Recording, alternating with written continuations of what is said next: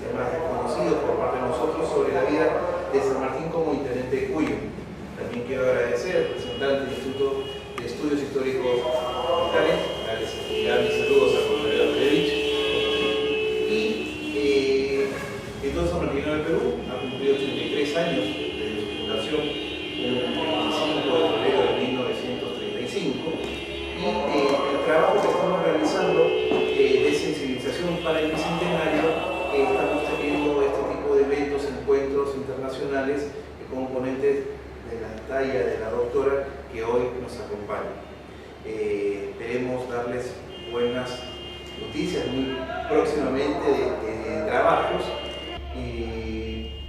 Hay un tema que siempre nos juega en contra, que son las distancias, el tránsito. Es una ciudad un poco desordenada la nuestra, y creo que tenemos que ir apoyando un poco el tema de que puede ser que sean también, digámoslo así, me están pidiendo la sugerencia que pueden ser por virtuales, que puede ayudar, porque ahora la plataforma, increíblemente los videos que nosotros subimos de los eventos que realizamos tienen más de 2000 likes, o sea que llegan a mayor cantidad de personas que la que, y creo que ya la gente se ha acostumbrado más al tema virtual que al tema en la videoconferencia, que a las citas personales. Sin más preámbulo, quiero pedir un fuerte aplauso para la doctora. Muchísimas gracias por la invitación, señor Álvaro Torrevilla Guzmán, presidente del Instituto Sanmartiniano del Perú. Y también quería mencionar el agradecimiento especial al magíster Juan Fernández Valle, que muy amablemente me recepcionó el día miércoles, director de Cultura del Callao, y al coronel Enrique Gardurevich Godoy, director del Instituto de Estudios Históricos del Ejército del Perú. También que muy amablemente me recepcionaron, me entregaron un diploma, así que bueno, muy gentiles de su parte. Y a la presencia de ustedes, también darle un agradecimiento especial. Bueno, un poco la idea mía de sentirme y de llegar al Perú es sentir que el general San Martín, yo vengo de la provincia de Mendoza, que es una provincia netamente sanmartiniana, pero al llegar aquí a San Martín, a Perú, comprendo que también Perú, y lo entiendo y lo veo como lo viven los peruanos, son profundamente sanmartinianos. En esto, bueno, me lleva entonces a rescatar, a tratar de mostrarles a ustedes el contexto en el cual se encuentra la provincia de Cuyo, como no solamente como cuna del Ejército de los Andes, como se la conoce, sino también como lugar donde se gestó el genio político de San Martín. Porque San Martín, como militar, conocemos su hoja de servicio, conocemos su actuación, conocemos todos los detalles. Por ahí son más desconocidas las acciones de San Martín como genio político, como gobernante, que lo fue solamente en dos oportunidades. Una en Cuyo, en la gobernación e intendencia, otra en Perú. Y también, con ánimo de mencionarlo, su actuación destacada con gestiones diplomáticas, cuando él está en el exilio en Francia, en favor de acciones tendientes a la paz en lo que fue la Confederación Argentina. Sin duda, en el marco de este contexto, entonces vamos a comenzar quisiera comenzar con nuestra exposición. Bueno, en esta exposición tiene 3 ejes temáticos, de los cuales vamos a desarrollar 2 profundamente y el tercero, lógicamente, que está en contacto directo. El primer eje temático es la provincia de Cuyo, comprender cómo es Cuyo desde sus primeros momentos, desde la fundación, no ahí tan atrás, no sé, terminamos hoy, hasta la llegada de San Martín, gobernador intendente, y ya propiamente abocarnos a San Martín, gobernador intendente de Cuyo, entre 1814 y 1816. Y Y lógicamente en esta actuación de San Martín como gobernador político está relacionada la formación del Ejército de los Andes. En el fondo vemos una vista de lo que era la ciudad de Mendoza, esa ciudad, bueno, ustedes también lo saben, ciudad colonial, fue destruida por el terremoto del 20 de marzo de 1861. Esa ciudad que ustedes están viendo ahora no existe, solamente quedan ruinas. ¿Sí? Pasemos. Bien, Mendoza tiene dos etapas grandes que lo marcan en toda la etapa colonial. Una etapa que es desde el descubrimiento de Cuyo, 1551, fundación de Mendoza, 1561, hasta 1776, que es la etapa peruana, dependiente del Virreinato del Perú y de la Capitanía General de Chile, y otra etapa a partir de la disposición del rey Carlos III con la creación del Virreinato del Río de la Plata en 1776. Esa etapa podríamos decir que se extiende hasta 1810 con dos instituciones, el Corregimiento de Cuyo y la Gobernación-Intendencia de Córdoba del Tucumán. Bueno, pasemos. Nos vamos a abocar entonces ya a la segunda etapa, en la etapa esta de la Gobernación-Intendencia de Córdoba del Tucumán, donde Mendoza pasa a depender, junto con San Juan, San Luis y La Rioja, de Córdoba, que era la ciudad cabecera. En esta etapa es la etapa prerevolucionaria y va de 1783 hasta 1810. Esta etapa todavía no llega, no entra en el periodo de las guerras de la independencia, porque justamente hace crisis a partir del 25 de mayo de 1810, cuando se produce la formación de la Junta Provisional de Gobierno en Buenos Aires, y a partir de allí se desencadena ese proceso revolucionario en las distintas provincias, entre ellas en Mendoza. Bueno, en esta etapa de 1783 a 1810, las autoridades fueron en Mendoza, el subdelegado de Real Hacienda y Guerra, fueron 4. Pasemos a la otra. Esta es otra imagen. Al fondo vemos las dos torres, la iglesia matriz de la ciudad de Mendoza, que está desaparecida y que cae con el terremoto. ¿Sí? Bien, esta etapa que termina en 1810 con la Revolución de Mayo, a partir de la formación de la Junta de Gobierno, y lleva la revolución a las provincias, se extiende en lo que fue en las provincias hasta 1820. Yo la he denominado, generalmente se denomina una década revolucionaria, porque hay una serie de cambios, crisis, que se dan principalmente en una problemática, y esa problemática tiene como distintos pasos. Uno es el proceso de revolución e independencia, que no solamente se da en el Río de la Plata, sino que se extendió a todas las provincias, a todos los estados de América del Sur. A toda América empieza a partir de 1808 sus procesos de revolución e independencia, que surgen a partir de la crisis que se da a partir de la invasión de Napoleón a España, la crisis de autoridad, que se desencadena con un desarrollo histórico propio en cada una de las naciones americanas. Esto se genera a partir de esa crisis de autoridad, y esto va a determinar una serie de cambios a nivel político, institucional, social, que llevan a la formación de nuevas formas de gobierno. En el caso del Río de la Plata va a ser la Junta Provisional Gubernativa, 1810, que luego se va a disolver y se van a ir, podríamos decir, ensayando distintas formas de gobierno, hasta que finalmente se consolida en una. ¿Cuáles fueron esas distintas formas de gobierno?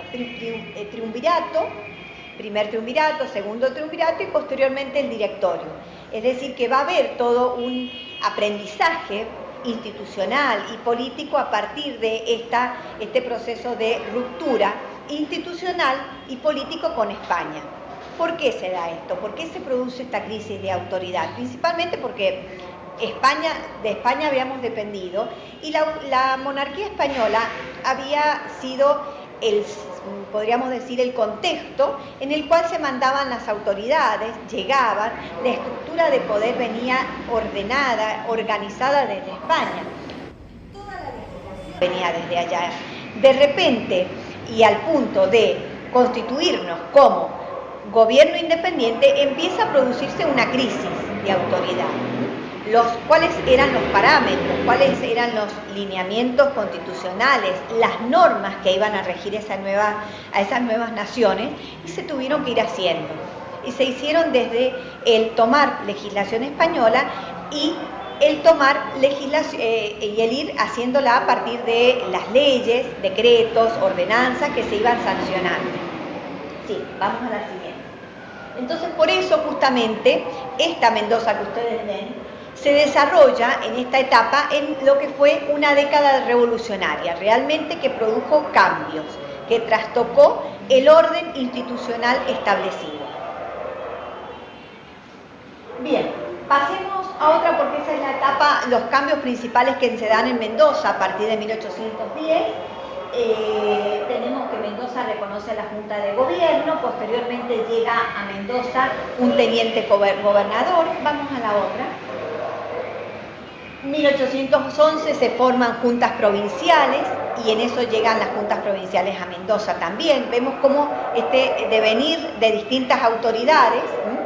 Las juntas provinciales solamente estuvieron un año, luego nuevamente se vuelve la etapa de teniente gobernador hasta noviembre de 1813 que se crea la gobernación intendencia de Cuyo.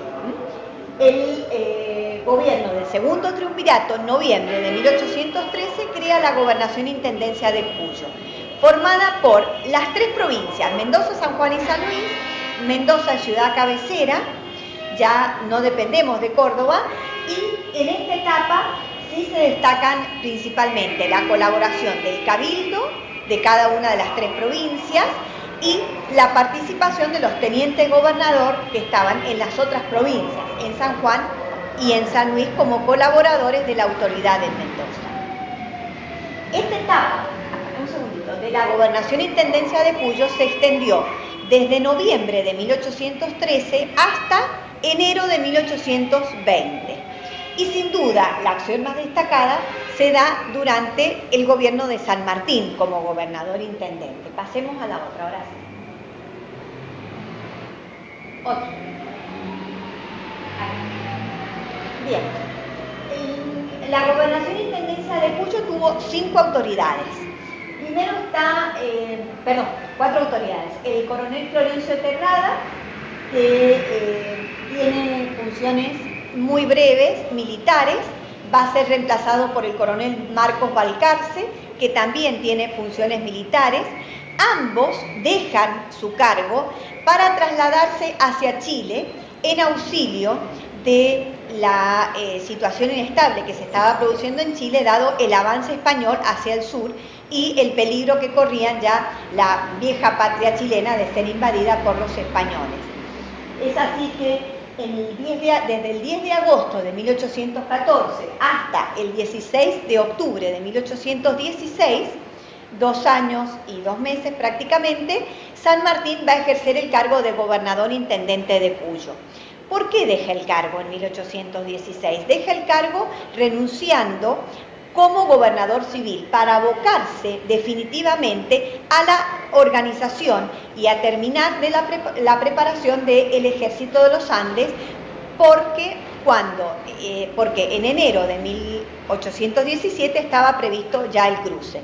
Entonces no podía ya dividirse en el tiempo entre el gobierno civil y el gobierno militar, decide otorgar el gobierno civil a el general Toribio Luzuriaga, un general peruano, justamente que lo he visto aquí en la galería de los bustos, muy querido por los mendocinos, que estuvo durante mucho tiempo, vemos que estuvo desde octubre del 16 hasta enero de 1820. Es el que durante más tiempo ejerció la gobernación intendencia en Cuyo. Bien. Aquí tenemos imágenes de José Francisco de San Martín. Pasemos a la otra. Y vamos a ver entonces que San Martín, como gobernador intendente, tuvo 3 propósitos o 3 desafíos. ¿Sí? El primero va a ser llevar a cabo el gobierno político y administrativo de la Intendencia de Cuyo, que abarcaba Mendoza, San Juan y San Luis, como les dije recién, los respectivos cabildos y la relación con los tenientes gobernadores. A la par de eso, también San Martín tenía que preparar el ejército de los Andes, formar un ejército pequeño y bien disciplinado para cruzar los Andes, unirse con el ejército patriota chileno y de allí dirigirse hacia el Perú por mar y por tierra. Ya vamos a hablar de eso un poquito enseguida. Y el tercer propósito que tenía, el tercer desafío que va a tener, va a ser justamente la conexión con el Congreso Constituyente de 1816. Era imperioso que las Provincias Unidas declararan la independencia. San Martín no podía salir de un país que no fuera independiente. Tenía que salir de un país independiente porque si no era un general que se levantaba, un general subversivo. Entonces tenía que salir de un país independiente llevando esa independencia a los demás países. Por eso la insistencia de que el Congreso Constituyente, que tuvo una vigencia de 1815 a 1819, declarara en julio la independencia de las Provincias Unidas. Y a su vez también la importancia que tiene esto geopolíticamente, ¿por qué? Porque el único foco rebelde, victorioso que había quedado hacia estas décadas había sido Buenos Aires, las Provincias Unidas o lo que era antes el Virreinato del Río de la Plata. Ese era el único foco rebelde. Las revoluciones las revoluciones patrióticas que habían empezado en 1808, 1809, 1810, habían caído y estaban cayendo en poder de los realistas, en poder de los españoles, que a su vez habían aumentado el poderío. Y más aún, ya estamos en esta época donde ya está restablecido Fernando VII y hay un cambio en Europa, es decir, hay un restablecimiento de las monarquías, no de las monarquías absolutas como antes, sino ya de una monarquía constitucional, pero la Santa Alianza está en vigencia. Entonces, era necesario e imperioso ya en 1816, cuando San Martín llega al Río de la Plata, 1812, su propósito era la independencia absoluta de España, de la metrópoli. No con un sentido antihispano, sino con un sentido de que la monarquía española había caído. Evitemos y evitar que su patria sucumbiera y llevara el mismo destino, el mismo derrotero que España. Ese fue el propósito con el que él llega y el propósito con el cual se constituye el Congreso. El Congreso tenía que declarar la independencia del Río de la Plata o de las Provincias Unidas, de España, el rey de España, su metrópoli y toda otra dominación extranjera. Y luego tenía 2 propósitos más que no los cumple, que va a ser establecer una forma de gobierno para esa nueva nación y sancionar una constitución. Sancionar una constitución se hace en 1819, pero las provincias la rechazan. Bien, pasemos a otra. ¿Qué sucede? Tenemos a San Martín en el gobierno de Cuyo, tenemos a San Martín con este propósito de gobernar, formar el ejército y el Congreso a la par, y se produce el primer hecho, que es en octubre de 1814, hacía 2 meses prácticamente que estaba a cargo del gobierno, cuando se produce la derrota de Rancagua. ¿Qué pasa o por qué? ¿Cómo influye la derrota de Rancagua en las Provincias Unidas del Río de la Plata? Influye de manera negativa. Se pierde Chile, se pierde la patria vieja chilena y se produce un éxodo masivo de más de 3.000 personas, generales, militares, soldados, familias, mujeres y niños que tratan de huir para salvar sus vidas y cruzan la cordillera. Allí van a ser recibidos en Uspallata por el general San Martín, ordena San Martín que se trasladen víveres, alimentación, que se trasladen frazadas, ponchos y agua para recibir esa población, pero eso lleva a hacer un cambio estratégico. Ya Chile no es patriota, Chile es realista. Entonces, ya no era suficiente un ejército pequeño y bien disciplinado, sino que ahora había que hacer dos cosas: un ejército fuerte, poderoso, que cruzara Chile, pero a su vez también aumentar las defensas en Cuyo. ¿Por qué? Porque se caía en el riesgo, y era posible, era factible, una invasión a Cuyo desde las fuerzas realistas que estaban en Chile. Entonces había que dejar en pie de defensa a Cuyo y pasar con un ejército numeroso, fuerte, hacia Chile.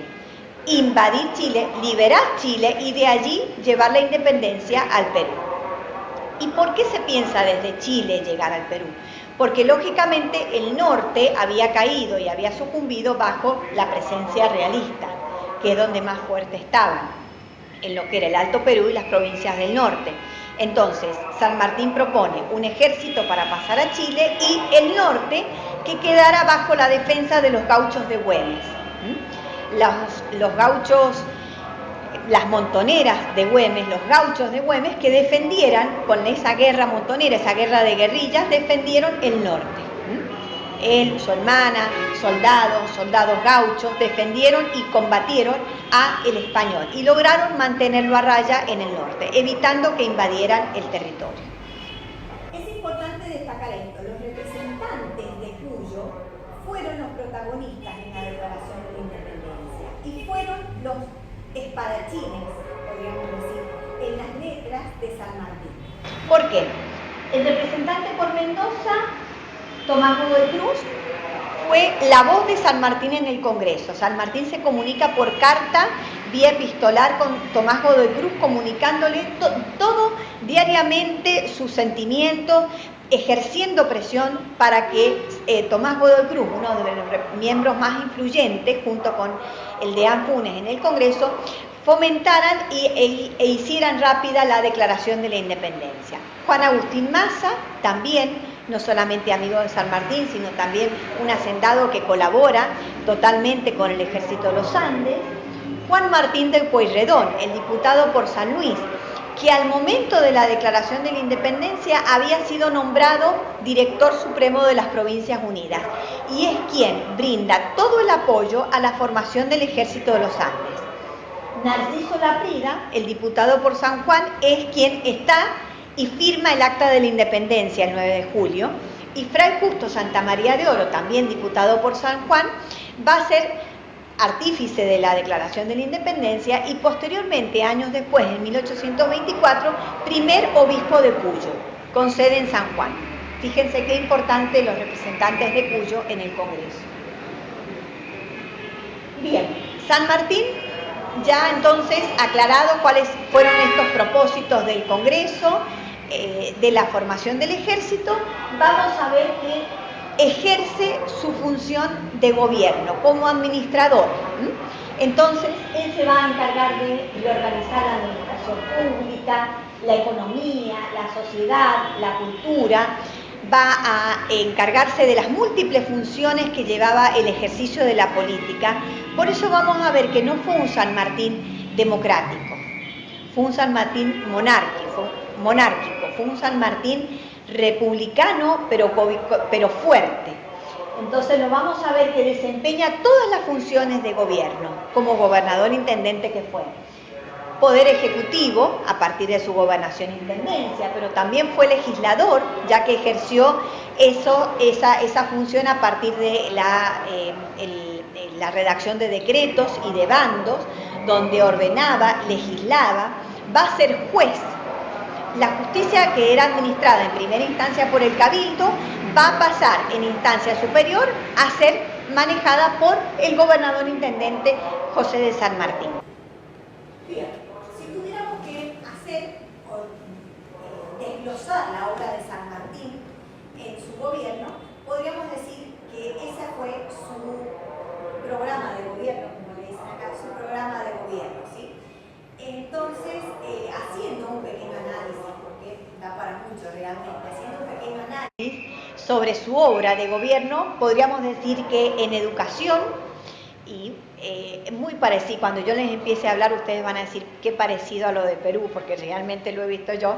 En educación va a promover la enseñanza y la obligatoriedad de que los chicos fueran a las escuelas primarias, incitó a los maestros para que enseñaran y promovieran los valores patrióticos, el festejo del 25 de mayo como fiesta patria, el canto del himno en los festejos patrios. Promovió la creación del primer colegio de enseñanza secundaria o de segundas letras que hubo en Mendoza y que se crea en enero de 1817, que se llamó el Colegio de la Santísima Trinidad, creado por Tomás Godoy Cruz. Y también en octubre de 1818, antes de partir ya, dejar Chile y empezar a abocarse a la campaña definitiva del Perú, va a Buenos Aires, vuelve a Mendoza y realiza en 1818 su primer testamento ante el escribano del Cabildo, Cristóbal Barcala, y en ese primer testamento dona a la provincia de Mendoza toda su librería para que se instituyera en la provincia la primer biblioteca pública. San Martín era un ilustrado, era un amante de los libros y como tal era promotor de bibliotecas. Bueno, el testamento no se cumple porque la biblioteca se funda en Lima, en Perú. Otro aspecto muy importante, por ejemplo, en economía. En economía lleva a cabo una reactivación minera, principalmente, ¿por qué? Porque era necesario sacar recursos para formar al ejército. Entonces la explotación de minas de cobre, de azufre, salitre, era necesario para las armas y todo lo que hacía la parte del armamento y maestranza del ejército de los Andes. La diversificación agrícola, establece el primer censo catastral, donde él, no sé si se entiende la palabra catastral, de propiedades, ¿sí? Bueno, bien. Perfecto. Le pide a cada propietario que eleve a mano un croquis de su vivienda, estableciendo cuál era la extensión y si tenía riego. Entonces, a partir de allí se establece un primer censo y se puede conocer cuáles eran las tierras que estaban sin propietarios, que se venden a bajo costo, promueve la diversificación para que no fuera solamente vitivinícola y que se llevaran a cabo nuevas plantaciones, sobre todo de olivos y de árboles frutales. Desde el punto de vista tributario, también hizo un ordenamiento de los impuestos, crea impuestos nuevos, lógicamente, ¿para qué? Para recaudar para la formación del ejército, impuesto a la carne, impuesto a las tropas, impuesto a las carretas, impuesto al vino, impuesto, pues sí, al consumo de carne les dije, hasta el punto de establecer la contribución patriótica, que fue un día de trabajo por cada mes para la formación del ejército. Se incautan los bienes de los españoles rebeldes, se incautan los bienes de los españoles que se habían declarado prófugos, los bienes de las monjas de la Compañía de María quedan a préstamo al ejército de los Andes, es decir, que realiza todo un reordenamiento tributario. Bueno, desde el punto de vista de la social, podríamos decir social y urbanístico, se establece la papeleta de conchavo, que sería una especie de libreta de trabajo, donde el peón, antes, cuando terminaba su trabajo, tenía que firmarle la persona con la que había trabajado le tenía que firmar que había hecho su trabajo y que se le había pagado la totalidad, que nada se debía. Entonces se establece esa especie de papeleta de conchavo o libreta de trabajo actualmente, para regular el trabajo y para establecer y reconocer que a todos aquellos que hubieran vagos, mal entretenidos, que no tuvieran trabajo, son alistados al ejército. Había que formar un ejército de prácticamente 5.000 hombres, había que reclutar. Todos aquellos entre 15 y 45 años que estuvieran en condiciones de servir a las armas, pasan al ejército. Todos los españoles que tuvieran, es la ley del 3x1, 3 esclavos, tenían que donar 1 al ejército, y aquellos que tuvieran más de 3 también tenían que donarlos al ejército. Se incorporan los negros con la condición de que pasada la campaña y la independencia de Chile quedaban en libertad y se cumple con eso. Lástima que muchos negros murieron en el cruce de los Andes por las condiciones adversas de clima y las condiciones adversas también de vestimenta en las cuales iban. Se establecen horarios para regular las pulperías, que no estuvieran abiertas a la noche, a las 10 de la noche, y a los que estaban allí se los alistaba en el ejército. Los días entre semana cerraban las pulperías, a los que se lo encontraban al ejército. Se prohíben los juegos de azar y de naipes entre semana, porque parece que se pasaban con los juegos de azar y de naipes. Se prohíbe galopar en las calles, se establecen palenques o empalizadas, se extiende la Alameda de Mendoza. La provincia de Mendoza actualmente tiene una Alameda muy linda. En ese momento tenía 2 cuadras, bueno, San Martín la ordena extender, ampliar. Esa Alameda estaba irrigada por un brazo del río Mendoza, que derivaba del canal San Juan, que es el Tajamar, que se ordena también su canalización. Bueno, desde el punto de vista de la justicia, establece las ordenanzas penales para el ejército, pero también regula a la población. Se establece, su función como máximo juez, y desde el punto de vista de la salud y la salubridad también tiene una actuación muy importante.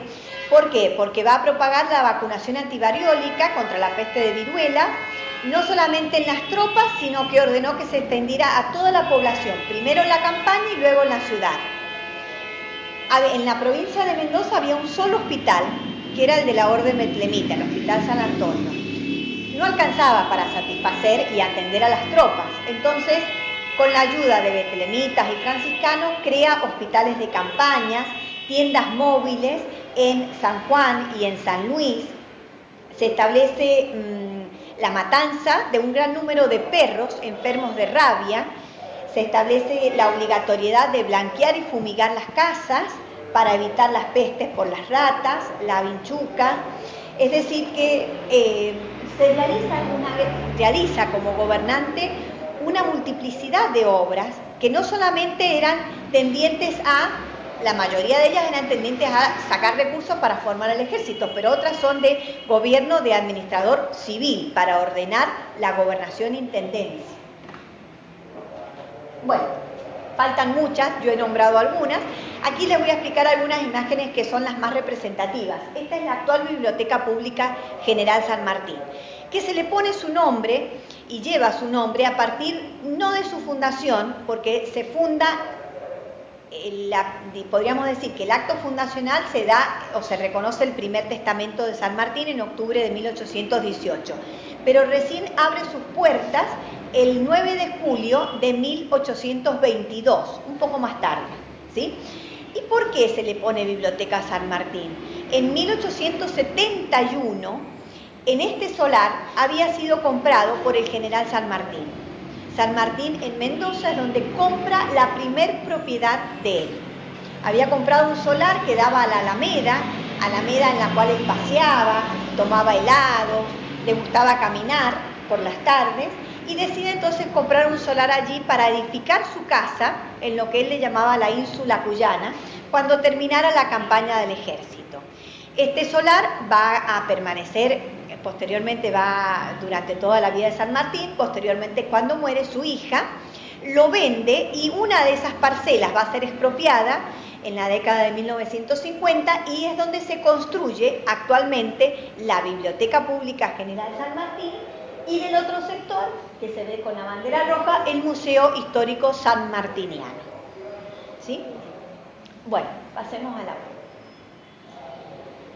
la bandera del Ejército de los Andes. Esta bandera que va a ser bordada, hecha, confeccionada por las monjas de la Compañía de María, de la Congregación de la Buena Enseñanza, que fue el primer colegio de monjas o educación de mujeres que hubo en Mendoza, con la colaboración de un grupo de damas patricias, entre ellas lideradas por su esposa, Remedios Escalada. Bien, esta es la Alameda que tanto añoraba el general San Martín. Estas fotos, las más antiguas, son de la Alameda hacia 1880. Esta fue la Alameda que San Martín hizo extender, hizo construir en el fondo un templete griego Ese templete griego luego fue reemplazado por la estatua que vemos en las diapositivas, en las dos primeras, de Fray Luis Beltrán. Fray Luis Beltrán fue un fraile franciscano que deja de lado los hábitos religiosos para abocarse militarmente a la colaboración del Ejército de los Andes. ¿En qué aspecto? Llevar las armas no, encargado del parque de la maestranza y de la artillería, es decir, todo lo que fue la ejecución de las armas del ejército. Bien, la Virgen del Carmen de Cuyo. He visto aquí que hay unas imágenes lindas de la Virgen del Carmen de Cuyo. San Martín era profundamente religioso. Antes de partir, él decide que el 5 de enero de 1817 era necesario jurar la bandera del ejército. Entonces, y ofrecer su bastón de mando en una ceremonia religiosa. Entonces ordena establecer una especie de, podríamos decir, encuesta entre todos los miembros del ejército para ver cuál era la advocación que tenía más devoción o que tenía más acogida entre los miembros del ejército. Y gana la de la Virgen del Carmen de Cuyo, que fue la elegida y fue justamente la advocación que San Martín también quería y por la cual tenía preferencia. La Virgen del Carmen y la Virgen de la Merced son las dos advocaciones principales de San Martín y del general Belgrano también. Entonces es así que se decide el 5 de julio de 1817 hacer una ceremonia muy importante donde se saca del centro de la iglesia matriz, esa iglesia que les mostré al comienzo, la Virgen del Carmen, se la lleva en procesión, se hace un oficio religioso. Allí en esa ceremonia San Martín le ofrece su bastón de mando, jura la bandera, posteriormente sale a la plaza, en la imagen de arriba, y allí los generales juran la bandera del Ejército de los Andes ante la Virgen del Carmen de Cuyo. Posteriormente las tropas se retiran, es la primera vez que salen las tropas del campo histórico El Plumerillo, donde estaban, o el campo de instrucción, donde se habían alojado, que estaba a aproximadamente 6 kilómetros de la ciudad de Mendoza. Es la primera vez que salen para este oficio religioso. Terminó el oficio religioso y el oficio de la jura de la bandera por los generales, vuelven al campo de instrucción y en el campo de instrucción cada una de las formaciones jura la bandera frente a sus generales. Y así todo el Ejército de los Andes juró la bandera, hizo su jura de fidelidad a la bandera del Ejército de los Andes. Esa tradición se sigue manteniendo en la provincia de Mendoza. Bien. Aquí tenemos también algunas imágenes del cruce de los Andes. El cruce de los Andes se hace a partir de, estratégicamente, como estratega que era San Martín, él decide que no se podía hacer el cruce por un solo camino, porque era riesgoso y podían ser descubiertos por el español. Entonces, estratégicamente se dividen en 6 columnas. Antes de partir, San Martín se dirige al sur de Mendoza y allí tiene un parlamento con los caciques pehuenches, donde les dice, especialmente sabiendo que los caciques pehuenches iban a vender esta información, lógicamente, en Chile, les dice que les pedía permiso para que por allí, por el paso del Portillo, pasara el grueso de las columnas del Ejército de los Andes. Es así que desde Chile se bajan la mayor cantidad de defensas y de armas hacia el sur. Intertanto, San Martín logra pasar por el paso de Uspallata, la columna de las Heras, junto con todo el parque de la maestranza, la artillería y el grueso de las armas pasan por el paso de Uspallata, y él pasa por el paso de los Patos, que es el paso que está al sur de la provincia de San Juan, con el grueso de las tropas, congregándose ambos luego en la cuesta de Chacabuco, donde allí se tiene el primer combate y la primera victoria frente a los realistas. ¿Producto de qué? De esta estrategia que se había hecho, esta estrategia de no solamente de engañar, sino también de convencerlos de que el grueso de las tropas iba a pasar por el sur. Perdón, ahí estaba. ¿Y cómo terminamos? ¿Cómo termina San Martín su gobierno? Bueno, ya les dije que San Martín deja el cargo en octubre de 1816 para abocarse a la formación del ejército. Continúa como gobernador intendente Toribio de Luzuriaga, quien va a estar hasta enero de 1820. ¿Qué pasa en enero de 1820? Se produce un levantamiento entre los algunos generales que habían ya regresado del ejército de los Andes después de la campaña de Chile y se habían establecido en las provincias, entre esos principalmente el batallón de cazadores de los Andes que estaba en San Juan, se rebela contra la autoridad de Mendoza, proclama su independencia y se separa. Lo mismo va a hacer San Luis. Entonces allí se desarticula la gobernación e intendencia de Cuyo, quedando como provincias independientes. Eso pasa en enero. Y en febrero, en las provincias del litoral se enfrentan a la provincia de Buenos Aires, el gobierno del directorio va a ser vencido, por lo tanto las provincias del litoral proclaman su independencia. Al ser vencido el gobierno nacional, se disuelve el directorio, el Congreso que había sancionado la Constitución de 1819 se había disuelto y empieza un proceso de lo que fue autonomías provinciales, es decir, estados provinciales independientes, donde ya hubo que empezar a organizar los poderes con una forma republicana, poder ejecutivo, poder legislativo y poder judicial, a partir de 1820.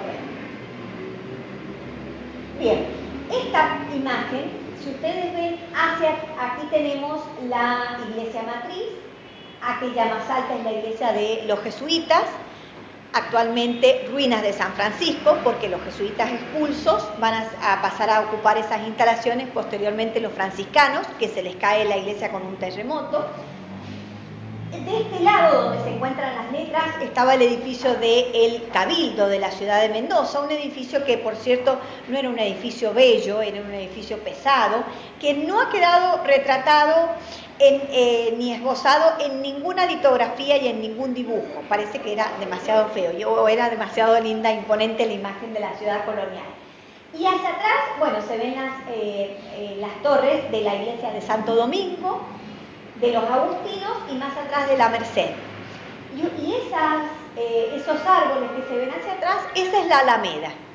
La Alameda está a 4 cuadras, la calle San Martín, de lo que era la Plaza Mayor de la ciudad de Mendoza, donde allí va a desarrollarse toda la vida colonial y donde vivió y caminó y transitó el general San Martín. ¿Dónde vivió San Martín? San Martín vivió por la calle Corrientes, que podríamos decir que era una cuadra más hacia atrás, es decir, a 1 cuadra de la Plaza Mayor.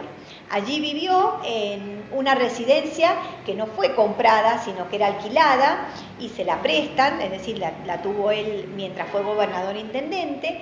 En esa residencia también el recuerdo de los mendocinos es muy caro con esto, porque es donde vivió sus primeros años de casado, tuvo su hija, fue bautizada en la iglesia matriz por el presbítero Lorenzo Giraldes, fue su padrino el general Álvarez Condarco. Entonces la vida, los primeros años y los años posiblemente más felices de San Martín en estos momentos se hayan llevado a cabo en la provincia de Mendoza. San Martín, cuando parte rumbo a Chile, prácticamente que no tuvo paz, si bien él había comprado su propiedad, el Cabildo también le había donado a San Martín una gran cantidad de propiedades al este de la provincia de Mendoza, en lo que es actualmente el departamento que lleva su nombre, el departamento de San Martín, donde allí había una bodega, una chacrita y un pequeño rancho, que cada vez que volvió San Martín de Chile se alojó en ese rancho, estaba al cuidado de una familia y allí se alojó San Martín hasta ya la última etapa en que vuelve luego de Guayaquil y decide trasladarse a Buenos Aires. Intertanto, en ese tiempo, es cuando sucintamente fallece su esposa, por lo tanto él toma a su hija y dadas las intrigas internas que había, la rivalidad que había en el Río de la Plata, la vida de San Martín corría peligro. Entonces toma a su hija y decide marcharse hacia el exilio. Bueno, a ver, pasemos a otra. Bien, esta es solamente una frase, pasemos a otra que me interesa por ahí.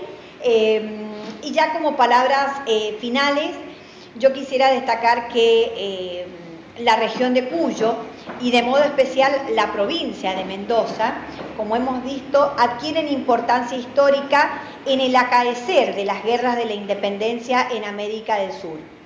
¿Por qué?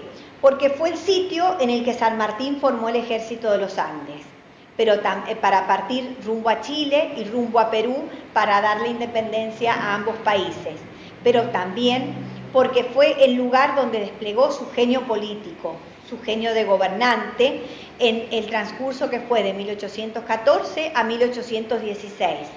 Fue el lugar donde nació su hija, fue el lugar donde ejerció su gobierno civil, donde pudo poner en práctica esas ideas de la Ilustración que él traía, donde pudo poner en práctica esa libertad que él anhelaba a partir de la educación, y donde vivió también sus mejores momentos junto a su familia, a su esposa y a su pequeña chica. Así que bueno, simplemente con esto quería terminar y rindiendo como siempre la provincia de Mendoza un sincero y un gran homenaje a el gran gobernante que fue el general José de San Martín. Bueno, muchas gracias.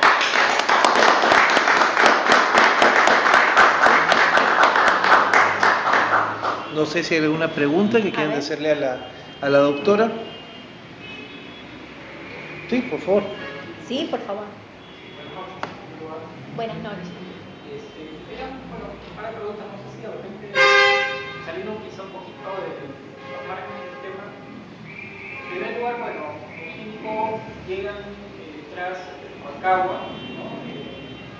Digamos, patriotas chilenos con familias, y hay un tema, ¿no?, que había leído, que era que si bien había había dos fuerzas, ¿no?, en Chile, que eran las lideradas patriotas, ¿no?, lideradas por Bernardo O'Higgins, pero por otro lado estaba también el general Carrera, y hay un desencuentro entre el general Carrera con el general San Martín. En ese momento me parece que era todavía coronel, Sí, era coronel todavía. Entonces, un poco si nos puede ampliar eso. Y otro tema es, usted también indicó, ¿no?, que para él era muy importante tener una representatividad, en este caso, de un país que ya se había independizado. Fue la declaración del Congreso de las Provincias Unidas.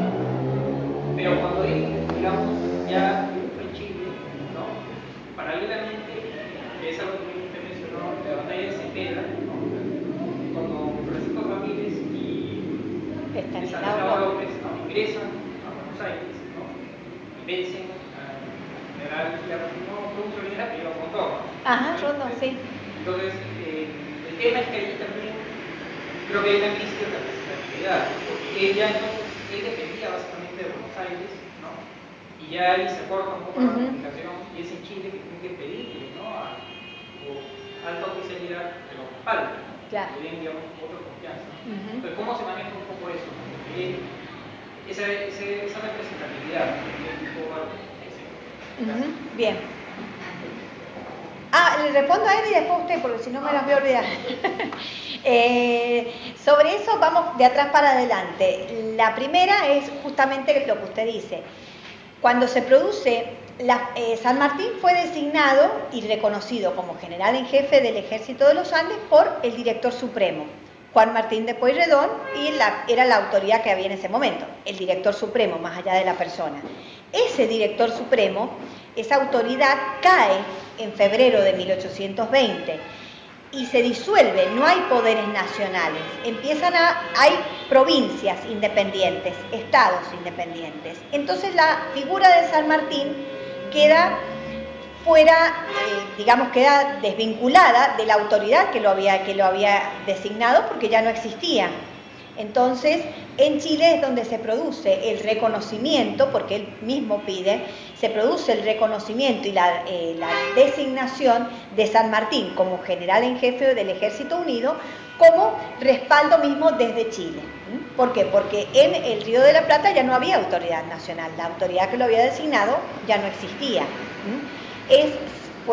Podríamos decir también, un caso similar es el que se produce con Cisneros en el Río de la Plata. Era el virrey, designado por el rey de España. ¿Qué sucede? Al desaparecer la autoridad española, la figura del virrey ya no tenía retorno, no tenía anclaje institucional. Entonces había quedado sin ese anclaje institucional. Y es así donde se decide reemplazar a Cisneros por una junta provisional gubernativa, es decir, un gobierno de criollos. Bien, esto pasa con San Martín. San Martín pide que se hace el respaldo de la autoridad de él en Chile después de este proceso de autonomías provinciales. Y es cierto, después de justamente la batalla de Rancagua, allí Chile tiene un problema entre sus dos patriotas, O'Higgins, el general Bernardo O'Higgins Riquelme y José Miguel Carrera y sus hermanos, porque lógicamente estaban enfrentados. A partir de una serie de desatenciones entre ambos, se produce la batalla también de Rancagua, el desastre y la caída del mismo. Bueno, estos patriotas ambos, con sus fuerzas, llegan a Mendoza cruzando la cordillera. Bernardo O'Higgins era gran amigo de San Martín, tenían una amistad de años, se pone al servicio de las órdenes y bajo las órdenes de San Martín. Es así que va a ser su segundo y su primero luego en Chile, consagrado como director supremo. El general Carrera no acata la figura de San Martín, no acata las órdenes, quiere que San Martín lo reconozca a él como jefe de los ejércitos que vienen desde el Éxodo, y San Martín lógicamente no estaba dispuesto a eso porque el general en jefe iba a ser él era el que estaba formando el ejército para ir hacia Chile. Entonces no acepta esa imposición San Martín, y de allí viene un eterno enfrentamiento entre José Miguel Carrera, que toma armas por un bando contrario al de San Martín. Sí, el señor. Muchas gracias. Felicitaros por la conferencia, muchas gracias por estar aquí. Yo quería preguntar, ¿cómo maneja San Martín el tema de la carga impositiva? Yo cuando las carretas, la carne, la gente no le gusta que pongan impuestos, ¿no? ¿Y cómo lo maneja para poder financiar el ejército de los Andes, ¿no? Primero es, ¿cuál era un poco la composición también? Porque leí la una gran geografía y tenía algunos datos sobre ese tema, ¿no? Y segundo también, lo importante de las montoneras gauchas, ¿no? Y el rol de Güemes, sí, ¿no? Que usted dijo muy bien, es una invasión al país, ¿no? Y permite esa tranquilidad probablemente para tomar el derecho de los Andes, ¿no? Y el tercero, muy importante, la conexión que tenía San Martín, la señora obviamente, usted doctora, en relación a la necesidad de hacer la independencia para poder luego implementar el plan de ocupar Chile y luego invadir el Perú, ¿no? O sea, si no hay independencia, entonces imposible no se podía, se venga a hacer una aventura, ¿no? Claro. Pero la independencia estaba postergada. Estaba postergada. Y todo. Pero en ese congreso de Tucumán se da la independencia, cuando se establece la forma de gobierno, en la forma de gobierno se plantea la monarquía colocando a un descendiente de los incas. ¿Y cuál sería la explicación de esa acción? ¿Por qué poner a un descendiente? Bueno, después se sabe que dijeron, Apriga dijo que como tendríamos a uno de pata de chocolate, como rey de Argentina. Pero el hecho es que la acción se produce. ¿No? Y tiene un objetivo. Sí. Tiene un objetivo. ¿Cuál era? Sí. Discúlpeme. Sí, dale. Muchas gracias por estar. Bueno, ¿cuál fue la carga impositiva, los impuestos? Sí. Espere, vamos de atrás para adelante. Entonces, la última parte. La última parte. Sí. O sea, ¿por qué se quería coronar a un príncipe inca? Y eso va a ser defendido al principio y tuvo bastante apoyo entre el Congreso. El propósito era, en ese momento se estaba desgranando lo que era el territorio del Virreinato del Río de la Plata. El Virreinato del Río de la Plata se había formado, constituido con parte de los territorios que se habían escindido del Virreinato del Perú, sobre todo el Alto Perú. El Alto Perú estaba digamos, en una situación no en buenas relaciones con Buenos Aires.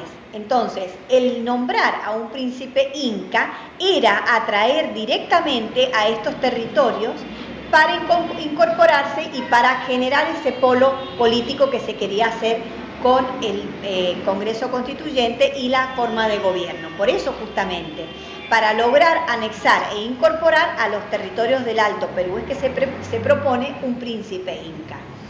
Lógicamente, después viene el envío de la misión de Belgrano y de Rivadavia a Buenos Aires, perdón, a Europa, y ellos vuelven y Belgrano es el que dice que ya los vientos se habían dado vuelta y ahora en vez de monarquía se estaban haciendo repúblicas.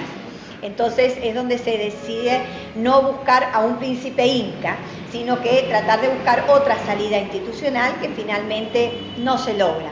Pero el objetivo fue ese, atraer a los pueblos del norte, sobre todo del Alto Perú, para incorporarse, integrarse en esta nueva estructura política que se estaba dando. Pero como usted indicó, el único foco revolucionario en toda América era Buenos Aires.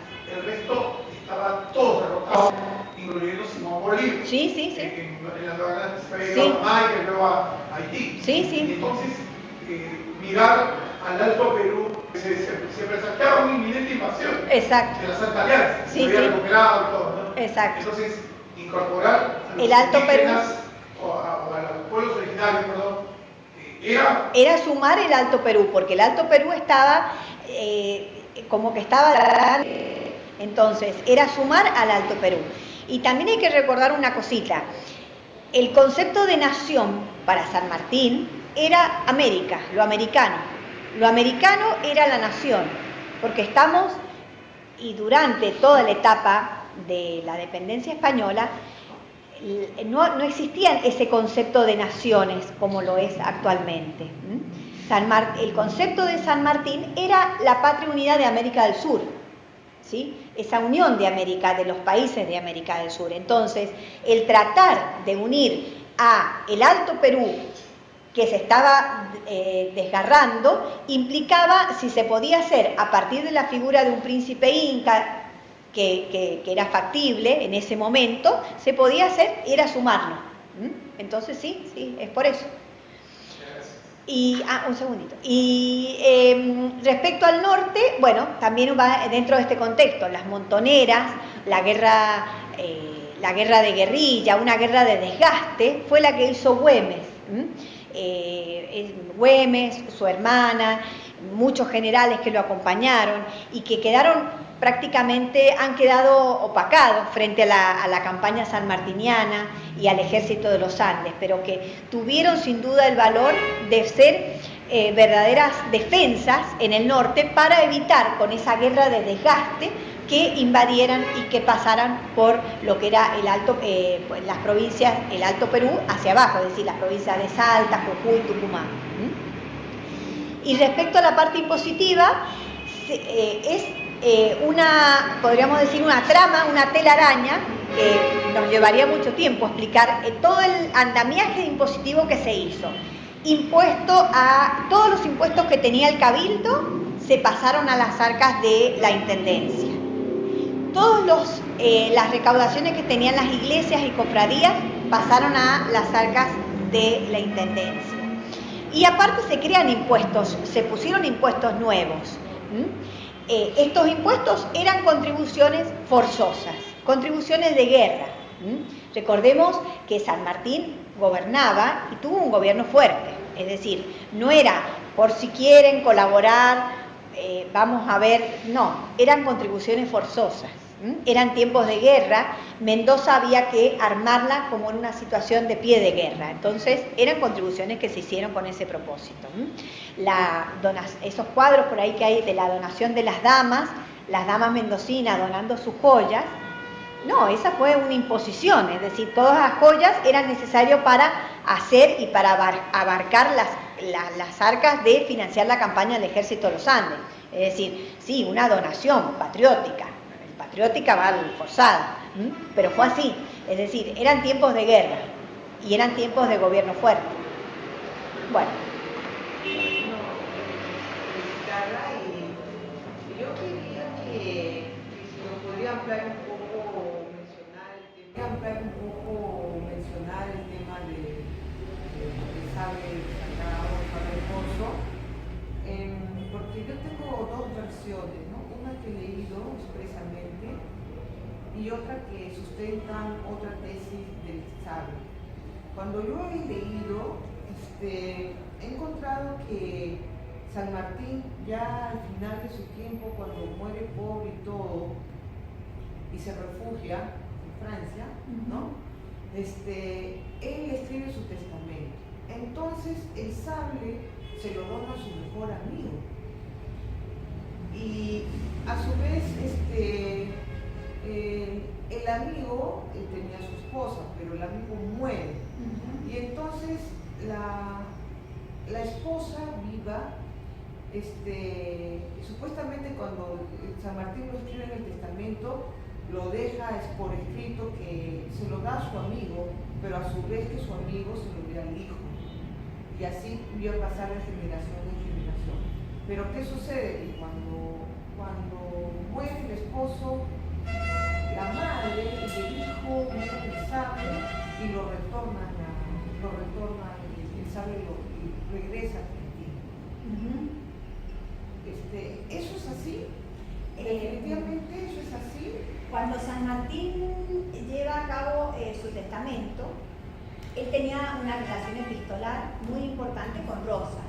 Rosas, en este proceso que se hace de 1820 a 1853, se llama de autonomías provinciales. Y en esta etapa se constituye, durante el gobierno de Rosas, lo que fue la Confederación Argentina, que se da a partir de la formación del firma del Pacto Federal en 1831, pero principalmente a partir del segundo gobierno de Rosas, y que se extiende hasta la caída de él, que es en 1852. En esta etapa hubieron algunas guerras que afectaron a la soberanía, entre esas el bloqueo francés al puerto del Río de la Plata, el bloqueo anglo-francés al puerto del Río de la Plata, la guerra contra la Confederación Peruano-Boliviana, el conflicto con los militares que estaban en Montevideo. Entonces, todos estos hechos afectaron a la soberanía argentina y a las relaciones exteriores. Cuando se produce el bloqueo francés y el anglo-francés, Rosas le pide a San Martín que intermedie ante las naciones europeas, ya que él estaba allí, era conocido, tenía contactos. San Martín siguió manteniendo contactos diplomáticos muy importantes estando en Europa, con las cortes europeas, con los distintos gobiernos, para tratar de destrabar este conflicto. Bueno, finalmente termina satisfactoriamente con un triunfo para la Argentina, el anglo-francés, y entonces allí es donde San Martín le manda y decide que cuando que va a donar su sable, y en el testamento lo pone al general brigadier Juan Manuel de Rosas. Efectivamente, San Martín muere, el sable queda en poder de su hija, y posteriormente este sable va a ser, se le dona al general Juan Manuel de Rosas.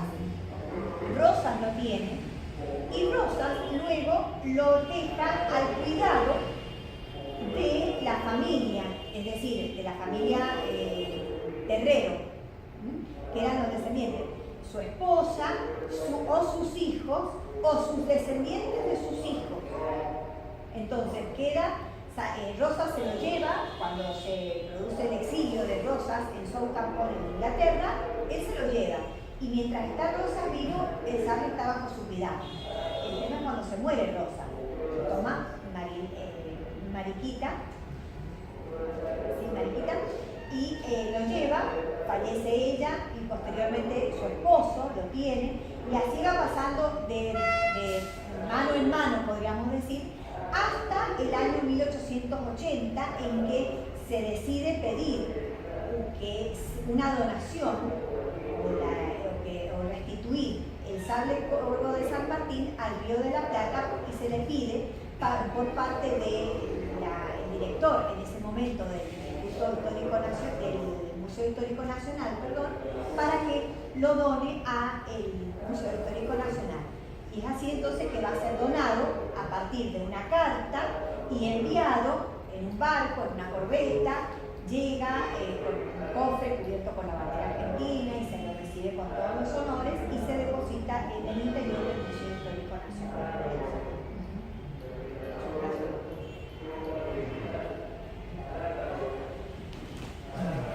Buenas noches, doctora. Que nada, felicitarla por la exposición, una tema bastante interesante y sobre todo a los organizadores, que es el Instituto San Martín.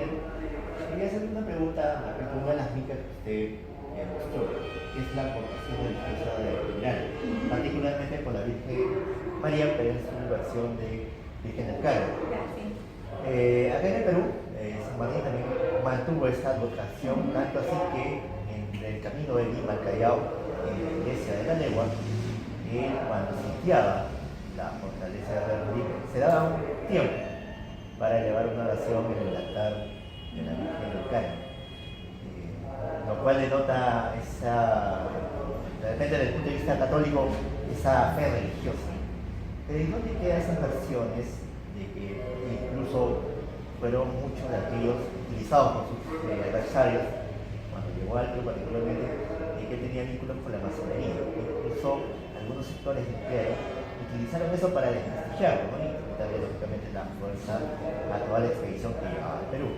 Más o menos como eso desde el punto de vista de la historia argentina es tomado la relación de San Martín con la masonería. Muchas gracias. La masonería era una institución de esa época, ¿sí?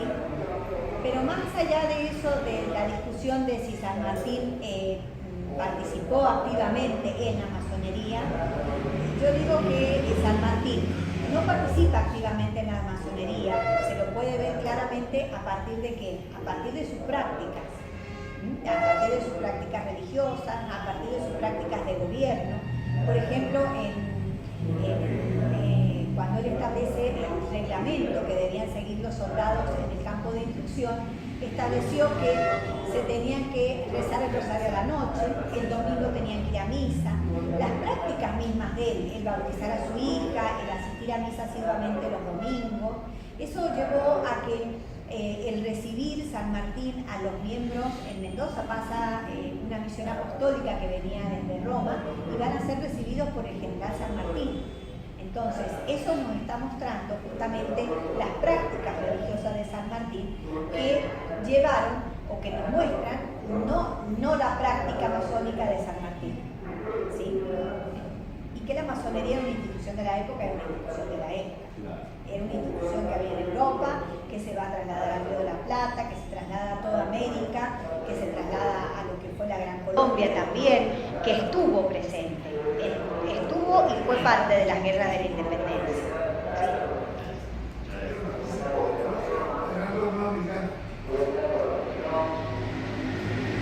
Hay documentos que dicen que sí, que está testificado. Yo particularmente los documentos esos no los he visto, pero hay documentos que dicen que sí. La logia Lautaro no era una logia masónica, era una logia al estilo de logias secretas. Eran parte de las instituciones que habían en ese momento, junto con la masonería. Yo particularmente no lo tengo certificado de si estuvo él en la logia Gran Reunión Americana, eso no.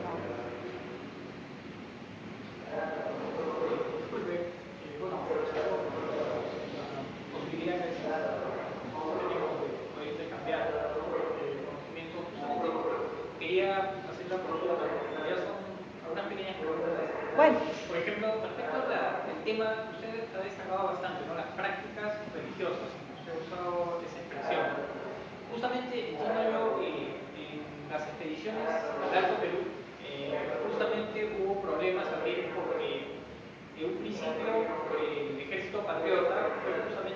tildado, ¿no?, de prácticas antirreligiosas. Creo que básicamente por la misma prédica del señor Balcarce, me parece, que él era, digamos, no era aficionado a las prácticas religiosas, y esto desprestigió al ejército patriota frente a la población creyente.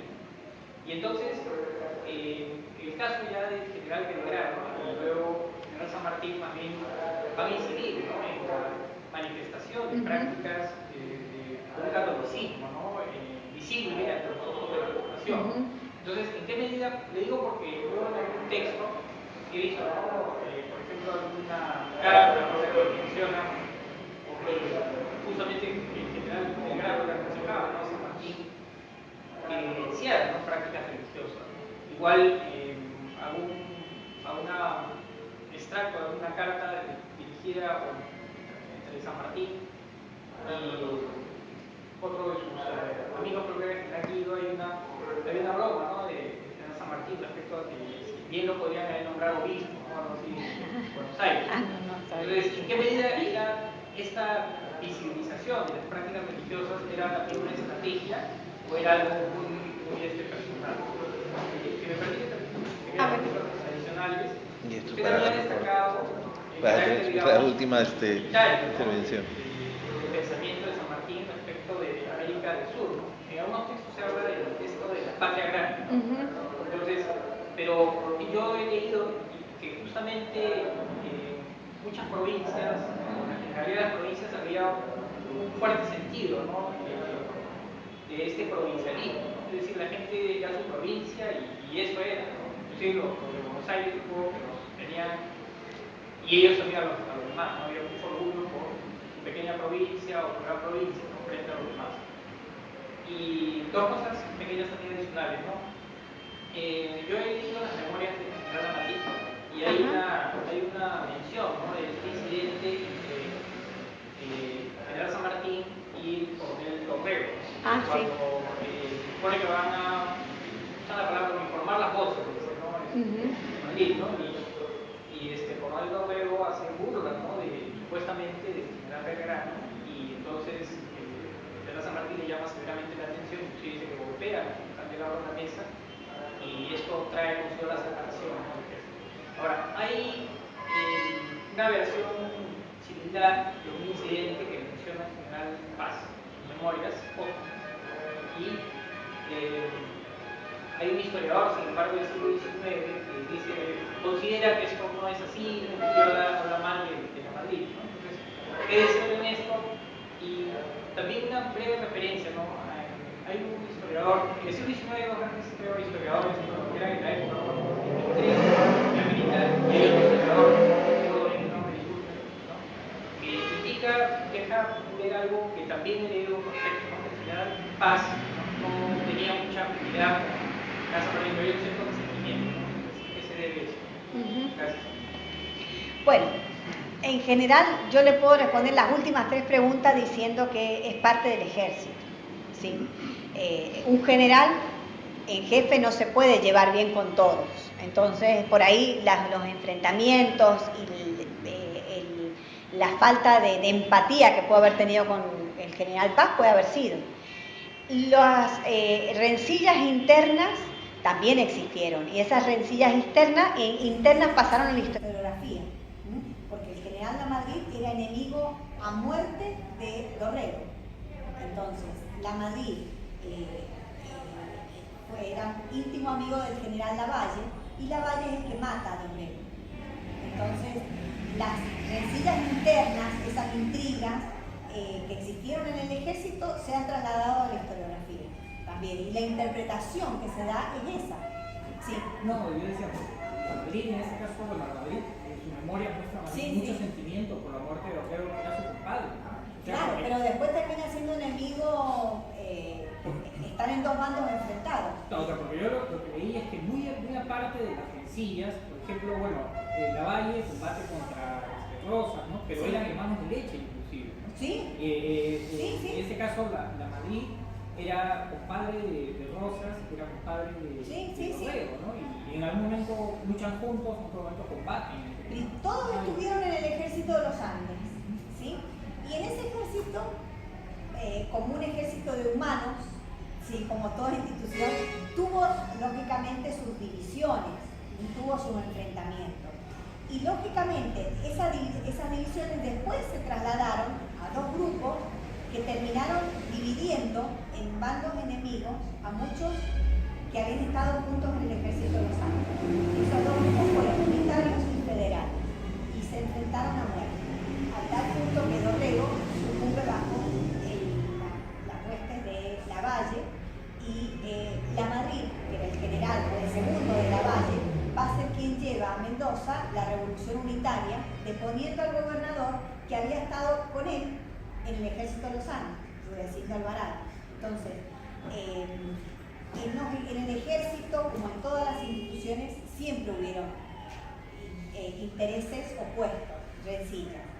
Y la primera pregunta no me acuerdo. Bueno, era uno sobre la devoción religiosa. Ah, la devoción, sí. Y otro sobre las provincias, ¿no? Que Ajá. Frente a uno que decía la América, ¿no? Las Y provincias sí, eran- en eso también.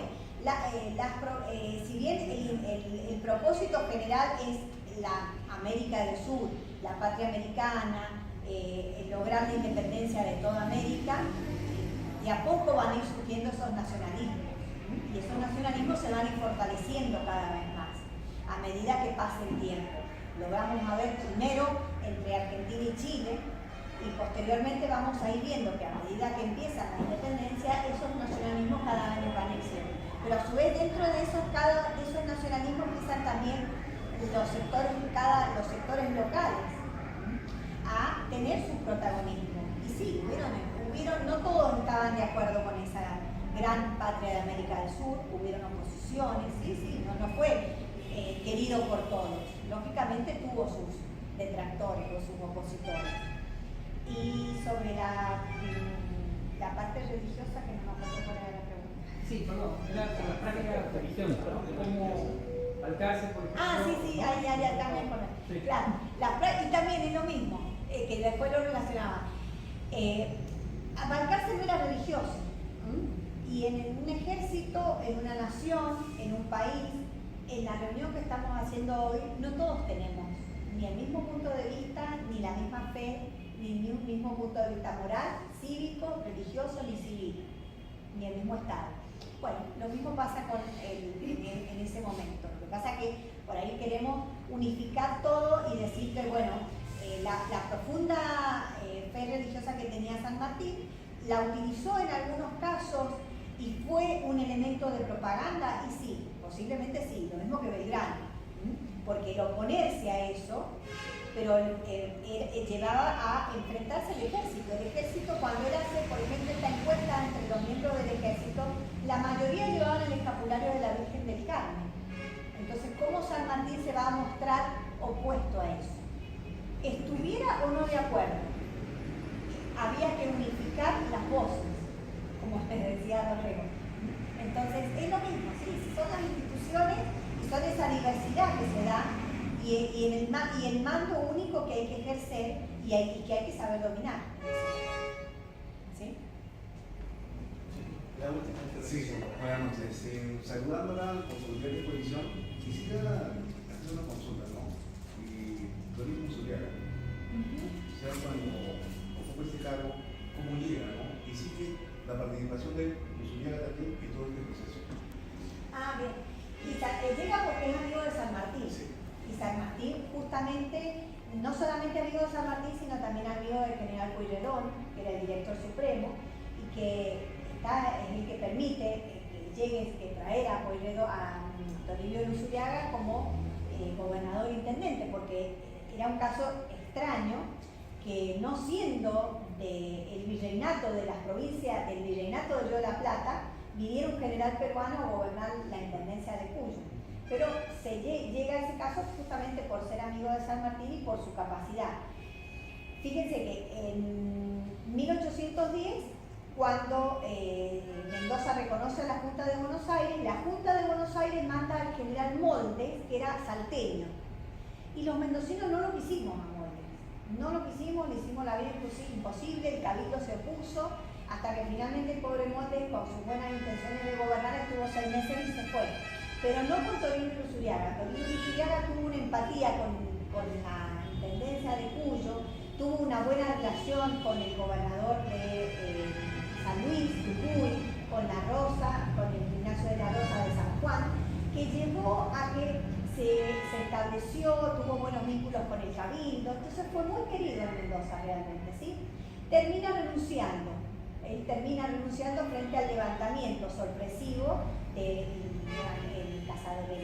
movimiento de cazadores de los Andes, que había sido, él manda a dos soldados del ejército, uno de ellos era el general José Félix Aldao, lo manda como personas de su confianza a reprimir este levantamiento, pero oh sorpresa, Aldao termina apoyando el levantamiento de San Juan.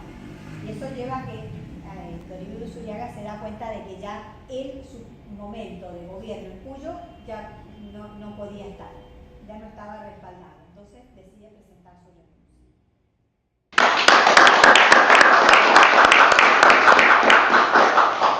Ahora vamos, primero, antes de dar por terminada la participación de la doctora con nosotros, quiero hacerle entrega de lo siguiente. Voy a dar lectura a Decreto de la Presidencia 134-18, Instituto San Martín del Perú, Lima, 26 de octubre del 2018.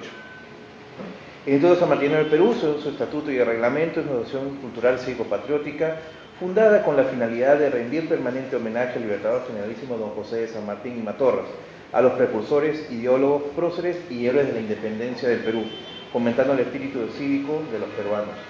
Considerando que, conformidad con el artículo 43 de distinciones se insignia en su estatuto y reglamento, el Instituto Sanmartiniano del Perú puede otorgar reconocimiento a personas naturales e instituciones que hayan prestado servicios o trabajos excepcionales y o distinguidos a la institución, así como su destacada trayectoria personal o institucional, que la ciudadana argentina, doctora Teresa Elisa Jan Portone, doctora en Historia de la Universidad Nacional de Cuyo, ha venido manifestando una gran identificación de la causa sanmartiniana y los ideales de los que fue creado el instituto. Estando lo acordado se resuelve, artículo único, en virtud de los considerados y contando con el voto aprobatorio del Consejo Directivo del Instituto Sanmartiniano del Perú, en sesión ordinaria de fecha 12 de octubre del 2018, otorgar reconocimiento como socio correspondiente a la doctora Teresa Alicia Conquian Portone, extendiéndole el representante diploma y reconoce como tal. Bueno, como asociada correspondiente a partir de ahora. Muchísimas gracias. Sí, la verdad que un honor realmente no merecido, un acto de generosidad, no, realmente un orgullo. Qué bueno, muchísimas gracias. Bueno, muchísimas gracias. Hay también la historia de la Orden la de la Orden del Sol, es, esto me interesa. La historia, quienes han recibido la Orden del Sol y las diferentes revistas que han sido editadas con diferentes temáticas. Bueno, muchísimas gracias. Quedo yo en deuda, Adolf. Bueno, para servir en lo que necesite. No, y ya se vienen nuevos proyectos próximamente entre la doctora, el instituto, la Universidad Nacional de Cuyo, y ya le estaremos comunicando muy pronto de los nuevos proyectos para el próximo año. Sí, yo ya me he comunicado con el decano, me dice adelante, vamos con todo, así que tenemos lo que hay. No, y ahora vamos a un pequeño muchas gracias. Bueno, y la exposición, las imágenes quedaron acá en una copa, así que las podemos analizar libremente para tener. Gracias. Antes.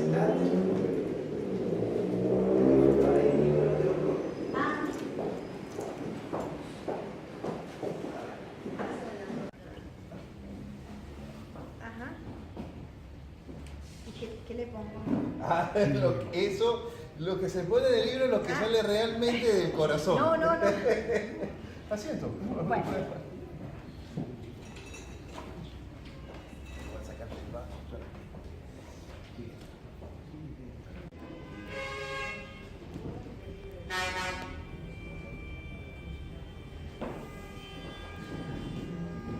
Y el compartir el mismo destino histórico del general San Martín.